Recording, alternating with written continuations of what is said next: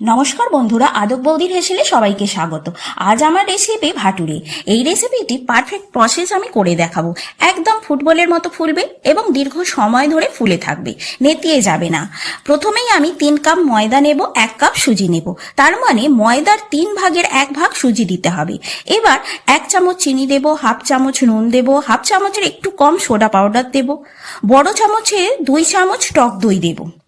এবার ভালো করে মিক্স করে নেব। এবার 2 পলা মতো তেল দেব। ঈষৎ উষ্ণ গরম জল প্রয়োজন মতো দিয়ে ময়দা মেখে নেব। এবার ভিজে কাপড় ঢাকা দিয়ে 3 ঘন্টা রেখে দেব। ফিরে এলাম 3 ঘন্টা পর। দেখুন ময়দাটা কেমন সুন্দর নরম হয়ে গেছে। এবার একটু ঠেসে নিয়ে লেচি কেটে নেব। তারপর একটু মোটা করে বেলে নেব।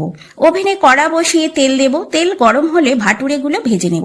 দেখুন বন্ধুরা, ভাটুরেগুলো কেমন সুন্দর ফুলছে। তাহলে রেডি আমার ভাটুরে। ঘুগনি, আলুর দম সবের সাথেই